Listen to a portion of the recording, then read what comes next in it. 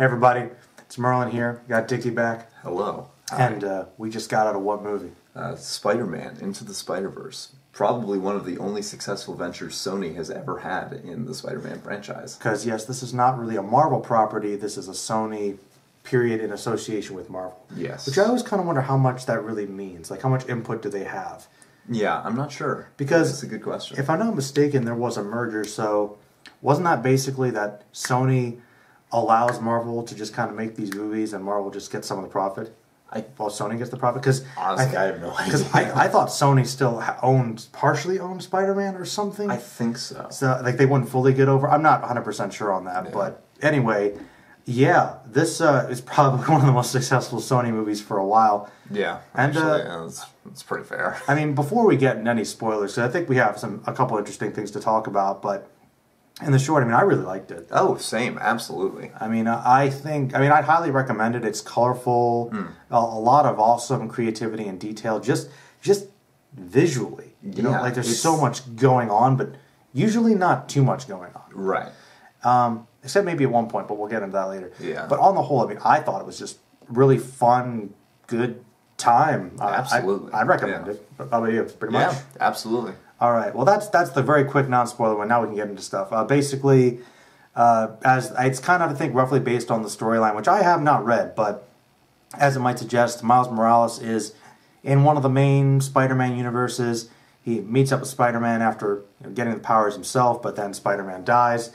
Comes across this plan by the Kingpin, and it looks like Green Goblin at the time, and we soon learn the others, to have this super-duper mega machine to combine all universes together so Kingpin can get his family back, who witnessed that he was a criminal, couldn't deal with it, and then they died. Yes. Dark, you know. Yes. There's a lot of really dark little things in this movie. That's just one of them. It's a pretty intense origin story. One of them, and there's more coming. But then after that, basically there's all these remnants of different Spider-Men coming through. He meets one who's basically normal Peter Parker, but in the future, who's kind of a bit run down. You know, Aunt May died, him and Mary Jane broke up. He's kind of feels like he's a loser, down on his luck, and he wants, Miles wants to have him as the mentor because before the other Peter Parker died, killed by the Kingpin, he said he'd teach him the ropes. So Miles is thinking, okay, this is the same guy, but it's not. Yeah. Different point in his life. And we meet other Spider-Men. One of them is Spider-Gwen, or Spider-Woman, who is pretty cool. Yeah. And you've got Spider-Man Noir, who is probably my favorite. Oh, yeah. And you had Spider-Pig, Spider-Ham. Spider-Ham. Spider-Ham, who is kind of like a Looney Tunes style, old-school cartoon character, very much so. And there was the Japanese anime-based one with Penny Parker. She's a Spider-Woman, too. She's got a mech, she's got a psychic link with a spider, and she's straight up anime schoolgirl character. Oh, yeah. In a mech. It's just a little love letter to anime right there. And the whole movie, I think, is kind of a love letter to animation and comics, absolutely, and Spider-Man and I just so many little details. Like I mean that's basically the plot, and they have to save the multiverses before the machine goes on again, and all the Spider-Men work together, Spider people. So that's the plot essentially, and I don't know. Like I liked a lot of the little details. Like just I don't know the style they used for this. Was it cel shaded? I think so. Because I'm pretty sure it's computer animated, but it doesn't look like traditional CGI, like Pixar. Right. It looks like like the frame rate was a little off at some points, but I think it was intentionally like that, like jerky. Yeah. So that was really cool. So it looks almost like it's drawn, but it's not, which I thought was pretty cool. And like there's a lot of it's very meta, self-referential. They all the different Spider-Man go over their origins. Hey, I'm Spider-Man, I got bit by the spider, and they kind of go that over and over again with each one, so all of them get a bit of introduction. It's kind of humorous. I love the little panels they have interspersed, their internal thoughts, and like little sound effects like click-clack on the keyboard and pow when they're fighting, like all these little things like you see in a comic book storyboard. There's that. There's a Stanley cameo, which is good. When he picks up the merchandise, a Spider-Man costume to try and be Spider-Man, and he says it always fits eventually, and then we used to be friends, and then there's a no return sign under any circumstances. I'm just trying to get all my thoughts out, and then I'll let you go. But yeah, I love the detail, like when the universes are shifting and the antimatter thing or whatever's coming on, and and the individual little circular shades of color overlapping. It's so colorful to look at. It's just beautiful there. As far as the characters and the story go, I thought it was a solid story. I mean, good for like a characters teaming up multi-universes. I've certainly seen dumber ones. It was good. You got a good introduction to Miles. I think he seems like a very likable, relatable character. And between the Marvel Spider-Man cartoon, the Spider-Man game that just came out, and this, they're really pushing for Miles to be a new Spider-Man for people to get into. He's, obviously, I guess just kind of bringing in more diversity. But I think it goes beyond that. Like, I just think he seems like a great character, which I think is the most important thing. Really likable. I really liked him a lot in this one. And it's very much kind of a passing of the torch. But also, he's very much his own story, which is kind of one of the themes of the movie is kind of growing up and doing your own thing, which I really liked that touch by the end. I liked pretty much all the side characters, a lot of the villains they brought in. A lot of them I didn't know. And like this thing, I'm a big Spider-Man fan, as you know. Read a lot of the comics, but this is a storyline I'm not completely familiar with, and a lot of the little characters in alternate universes I'm not as familiar with. See, I'm somebody who mostly stuck with the original Earth 616 Stanley-based, that timeline, that main Amazing Spider-Man stuff, Marvel Universe, and Ultimate Spider-Man. Right. I read some Spider-Man Noir, which I liked, and that's pretty much it. That's pretty much it. So, I guess that's pretty much all the positives. If I think of more, we'll do it. But yeah, tell me what you liked, and then maybe we can get into stuff we didn't like. Right. So what did you, if you can add anything else? I'm still thinking of things, but it's just, there's so much I wanted to say. I really liked that for the first time, I think, in a really long time, we got a superhero movie that's colorful. Yeah. And it feels so much better to have that kind of pop of color, that life breathed into it. It was so fun to look at. It was really fun to watch. I found myself just looking all over the screen, in like really non-pivotal moments, looking for tiny details. And there were a lot of them. There were a lot. And it's really fun to look at. It's really fun to watch. I watched it again just to see it all again. Exactly. Just visually, it just looks so cool. I also really like the characterization of Miles.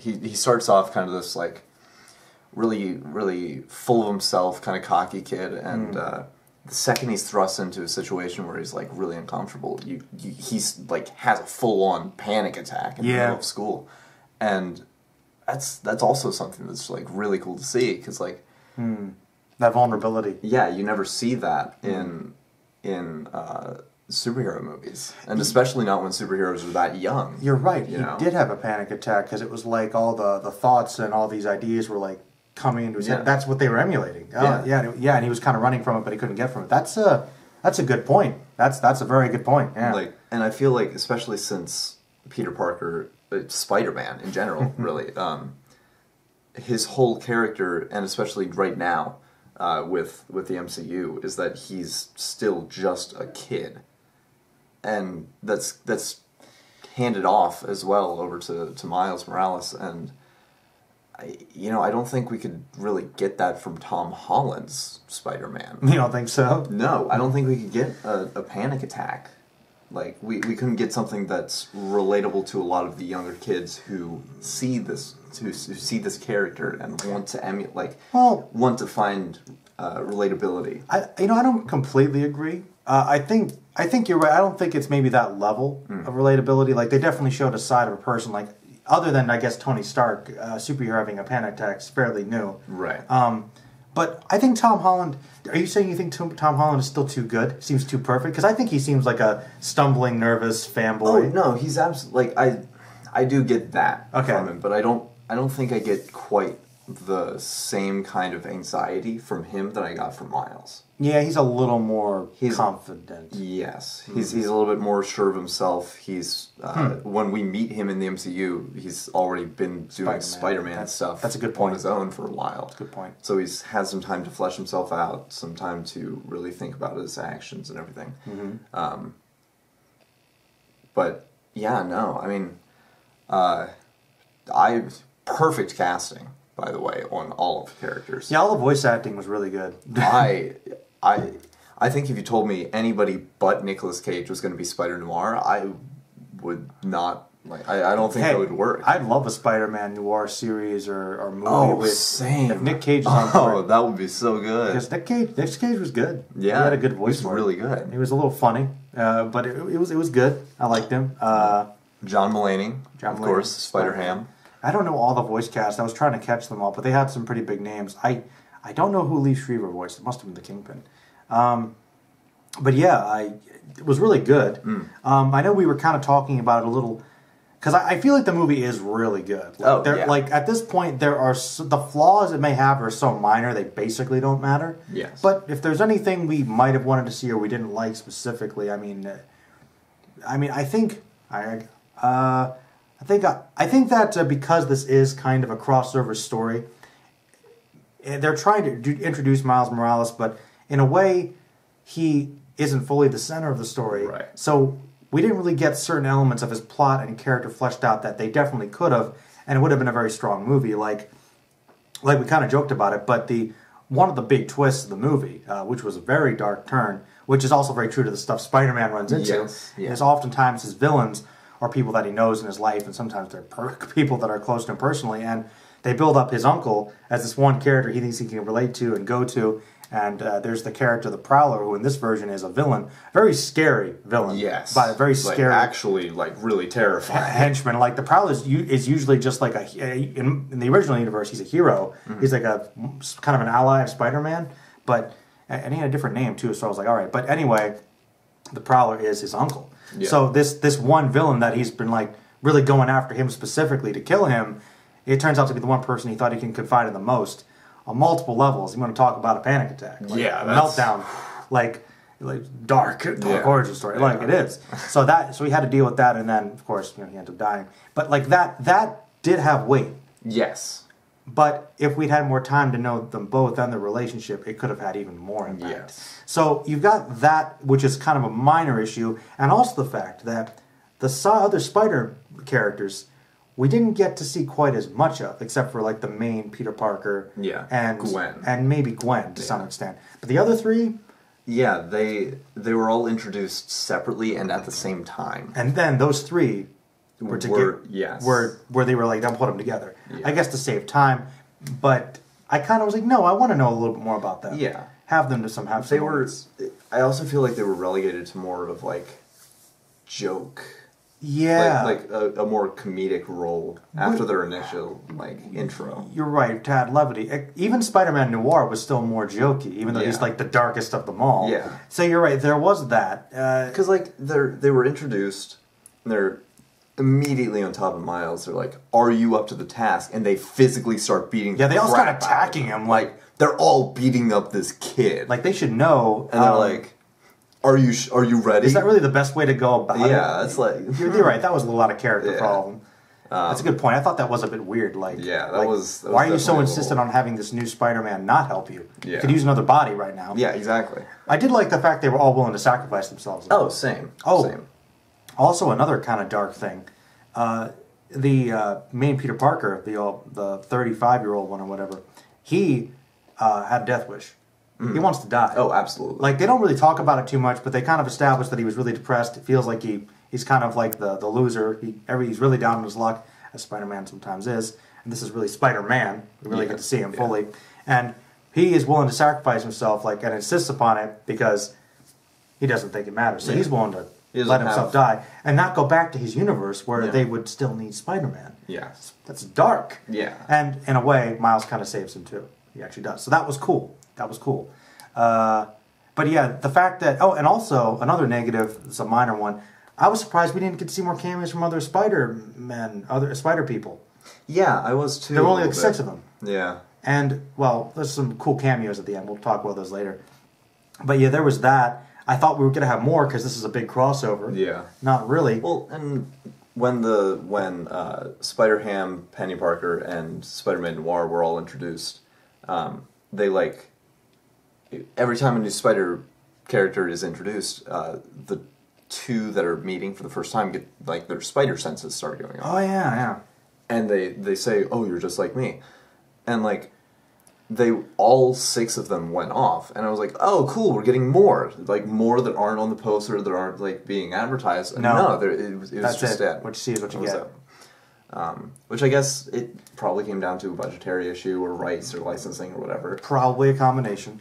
But even so, even like quick snippets, we don't even get any. Like, you know how you might see a portal to another dimension? Yeah. There could have been a lot of possibilities. And villains. Yes. Like I always love talking about the villains. What an interesting group of villains. I mean, you got... I think we figured out it was basically like a Sinister Six versus the Six. Yeah. So, you had Green Goblin, who was a monster. Unceremoniously killed at the very beginning. Unfortunately, he was really scary. So there was him. There was the Kingpin.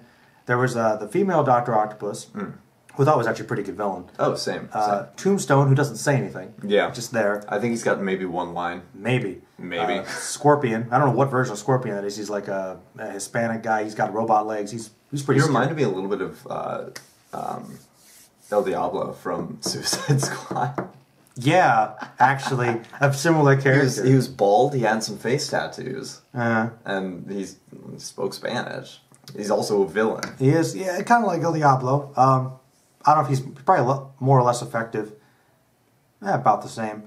And, and of course the Prowler. Yes. Which really threw me because I didn't think he was a villain at first. But yeah, it's basically like a Sinister Six thing, which they don't explicitly state, but it's there. I like them a lot, but just like I said, what a weird assortment. Yeah. And I feel like... it was cool. Yeah. I weren't obvious. I feel like it was kind of drawing on Marvel's Spider-Man, the video game. Yeah, like, the suits for sure. There were suit cameos when they first entered, like, the Spider Cave, I guess. It's essentially just a Bat cave, like this version of Spider-Man's like the best Spider-Man ever because he's Batman. Yeah, basically. Yeah. And, like, when they first enter there, they go down this huge elevator, and you see a bunch of cameos from, like, they had the spider buggy in there from... The spider cycle. Yeah, like, just throwaway items from different comics in the past. And, like, the Spider-Man of Miles' universe has just, like, a whole bunch of suits and cases. And, like, I saw in the very last one, I leaned over to Merlin and I said, hey, there's the Iron Spider suit. And then I realized, oh, these are all of the suits that are also in the 2018 the 2018 game. And I thought that too. I'm like, I think those are all the same suits. Yeah, so that's a cool little reference. But they use a lot of the same villains in the game as they used in Into the Spider-Verse. That's actually true. They used Fisk. Yeah, Fisk. They use Scorpion. Doc Ock. Yeah. I think that's probably about it. That's it. Yeah, that's half. That's half of the villains. So it feels like if you've played or watched a playthrough of the game, you'll already be somewhat familiar with. You're going to be a little more familiar. You're going to be like, oh, I've seen this storyline hashed out. Maybe it'll go a different way, but maybe it won't. It's very different than the game, though. Like it is. It's a completely different story. But you're right. It feels like it's so immersed in all this Spider-Man stuff, recently and older. Yeah. It's just really good for, like I said, I think hardcore Spider-Man fans will get an appreciation for it. And if you've seen this as your first Spider-Man thing ever, I'd be surprised if you like it. You'll be intrigued to like, and I was too. Like half of these things in this movie, I don't even know that much about, and I'm like, I want to research them. Right. I want to learn more about these characters. Who was that version of that? Is this a storyline somewhere? Like, I was like, oh, there's so much cool stuff in here, I didn't even know all of it. Yeah. And I'm like, that's really cool. That's really cool to be surprised. And the Doc Ock surprised me too, because they don't build her up as a villain. No, I was not like, at all. A lot of little twists. I was like, oh, she's Dr. Octopus in this universe. Okay. So that was really cool. Yeah. I do wish they had more time spent on Miles' powers. Yeah, it feels like they like introduce them subtly. So Miles' spark power, it's not introduced as a power. It's just something that you think, oh, maybe it's because they're from two different dimensions that are touching for the first time, and that just happens. Yeah, and then he has that power.